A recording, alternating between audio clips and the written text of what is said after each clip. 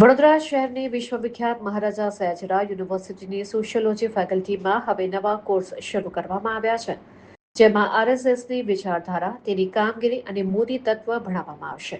આ કોર્સ નવી education policy અંતર્ગત બેચલરના ચોથા વર્ષમાં અને માસ્ટરના પહેલા વર્ષમાં ભણાવવામાં આવશે, જેના માટે વિદ્યાર્થીઓની સંખ્યાની જોતા ફેકલ્ટીમાં સીટ્સ પણ વધારવામાં આવી છે. આ વિશે વધુ માહિતી આપતા સોશિયોલોજી ડિપાર્ટમેન્ટના એચઓડી ડોક્ટર વિરેન્દ્ર શાહે જણાવ્યું કે ઇન્ક્લુઝિવિટીનું એમનું મંતવ્ય છે અને એ જ વિદ્યાર્થીઓને શીખવાડવામાં આવશે.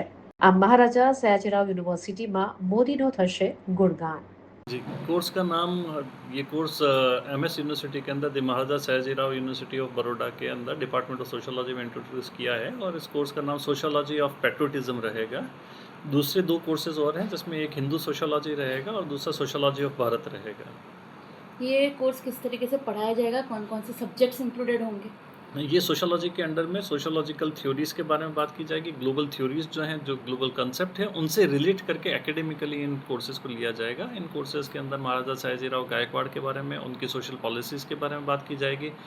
लीडरशिप, जो मैक्स वेबर बात करते हैं लीडरशिप और अथॉरिटी की, तो किस तरह की लीडरशिप हमारे ऑनरेबल प्राइम मिनिस्टर की हैं और किस तरीके से वो इंक्लूसिव पॉलिसी के साथ में आगे बढ़ रहे हैं, उसके बारे में बात की जाएगी, जिसे हमने अपनी यूनिट में मोदी तत्व का नाम दिया है। और उसी तरीके से हम लोगों ने इसके अंदर आरएसएस, राष्ट्र स्वयंसेवक संघ, जिसके बहुत सारे प्रकल्प हैं, उसके बारे में बात की जाएगी, जो इंक्लूसिविटी लेके आती है, इक्वलिटी की बात करती है, महिलाओं के एम्पावरमेंट की बात करती है, वनवासी कल्याण की बात करती है।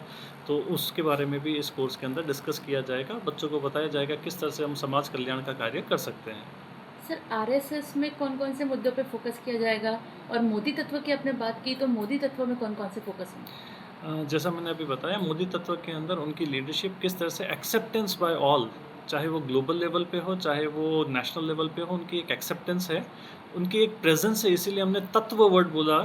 तत्व का मतलब एलिमेंट होता है कि उन being an element, he is present, he can't be avoided. That is the major thing that has to be understood.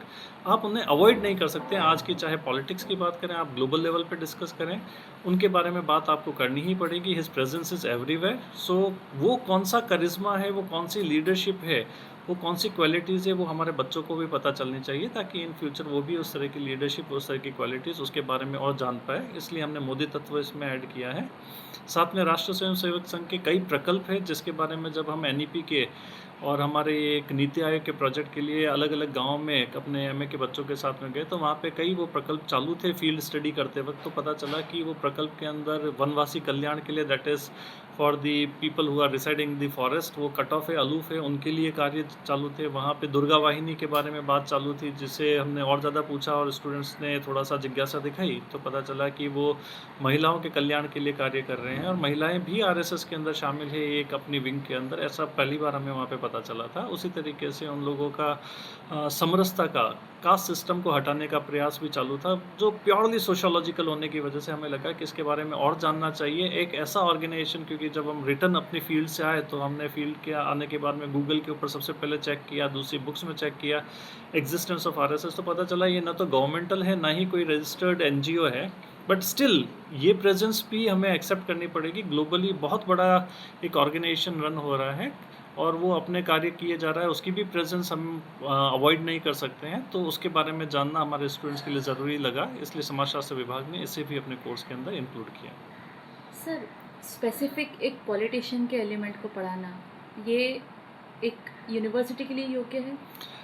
अ, अगर मैं बात करूं तो इसको भी मैं संगठन की विचारधारा से अगर बात करूं तो, और बीजेपी की भी विचारधारा से अगर आप बोले, पॉलिटिकल पार्टी की विचारधारा से, तो सरदार पटेल कांग्रेस के अंदर थे, बाबा साहब अंबेडकर कांग्रेस पार्टी के साथ में मिलकर काम कर रहे थे, और उनका सबसे बड़ा स्टैच्यू दुनिया का इसी पार्टी ने, आज की करंट गवर्नमेंट ने बना के दिया है। बिकॉज उनकी पॉलिसी कहीं ना कहीं हमें इंक्लूसिवनेस की लगी, कि जिनका कार्य अच्छा है, जो देश के लिए अच्छा कार्य कर रहे हैं, उनको वो अपने साथ में शामिल कर लेते हैं।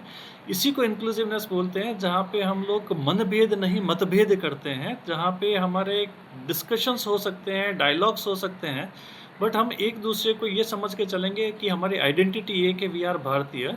तो यहाँ पे जब मैं ये बात कर रहा हूँ, तो मैं 50 साल बाद जाके ये सेमिनार ऑर्गेनाइज करूँ कि अगर बाबा साहब अम्बेडकर या फिर सरदार पटेल भारत के पहले प्रधानमंत्री होते तो क्या होता? ये गलती मुझे ऐसा लगा कि दोबारा मुझे नहीं करके 50 साल बाद मैं ये बोलूँ नरेंद्र मोदी जी ने क्या किया था उसके जगह पे अगर मैं आज अपने ऑनरेबल प्राइम मिनिस्टर की कैरिस्मेटिक पर्सनालिटी पे डिस्कस कर सकूँ तो हो सकता है आने वाले 50 साल फ्यूचर के ज़्यादा बेटर वे में आगे बढ़ सकते हैं क्योंकि कई तरह के डिजिटल रिवॉल्यूशन से लेके डिमोनेटाइजेशन से लेके राम मंदिर के इशू से लेके जो कभी रिजॉल्व होते हुए नहीं दिख रहे थे, कश्मीर के मुद्दे से लेके एनईपी का, नई एजुकेशन पॉलिसी का, ये ऐसे छोटे-छोटे मुद्दे हमें आज फ़ील होते हैं क्योंकि हम क्रिटिक क्या करते हैं जब वो हो जाता है उसके बाद में उसकी कमियाँ निकाल रहे हैं। लेकिन ये भी तो समझना पड़ेगा ऐसी बहुत लंबी लाइन है सर्जिकल स्ट्राइक से लेके जो उन्होंने इंट्रोड्यूस किया, फर्स्ट टाइम ऐसा हुआ है। तो किसी तरह का करिश्मा, किसी तरह की लीडरशिप उसमें है और वो लीडरशिप कहीं न कहीं डिस्कस अलग-अलग एग्ज़ाम्पल्स में मैक्स वेबर के थ्रू की गई थी, जहाँ पे पहले हम एग्ज़ाम्पल में गांधी जी के बारे में या मार्टिन लूथर किंग के बारे में बात कर रहे थे, तो क्यों ना उस एग्ज़ाम्पल के अंदर हम ऑनरेबल प्राइम मिनिस्टर को शामिल कर लें क्योंकि वो सेम क्वालिटीज़ के साथ में उन्हीं सेम लीडरशिप टाइप्स के साथ में मैच होता है, तो हमें लगा कि उसके बारे में भी हमें डिस्कस करना चाहिए, तो हमने कोर्स में इंट्रोड्यूस किया। तो सर ये कोर्स अभी उसकी सीट्स कितनी रहेगी, कौन-कौन से ईयर के बच्चों को पढ़ाया जाएगा?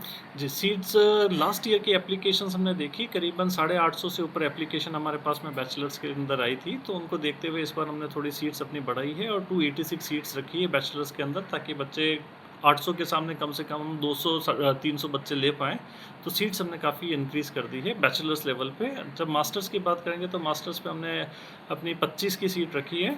25 से ज़्यादा हमने इसलिए नहीं रखी है क्योंकि हम सोशल पॉलिसी पे और फील्ड वर्क के ऊपर काम करते हैं, जहाँ पे काफ़ी हद तक हमें उनके साथ में जुड़ के काम करना पड़ता है और ये सीरियसली एकेडमिक वहाँ पे पूरी पढ़ाई और रिसर्च की जाती है, जहाँ पे नंबर हम अभी फ़िलहाल नहीं बढ़ा सकते स्टाफ को देखते हुए, इसलिए हमने 25 रखा है, जहाँ पे क्वालिटी मेंटेन की गई है।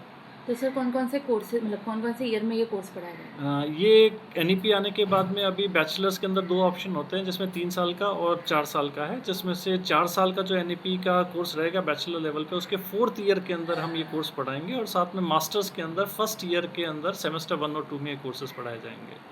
सर ये कंपल्सरी रहेंगे या ऑप्शनल रहेंगे? ये मेजर सब्जेक्ट्स हैं इसलिए कंपल्सरी रहेंगे, जो भी बैचलर्स या मास्टर्स यहाँ पे करना चाहेगा उसके लिए मेजर सब्जेक्ट होने की वजह से कंपल्सरी तो रहेगा। सर आपको लगता है कि एक बच्चों को एक विचारधारा की तरफ मोड़ने का काम किया जा रहा है?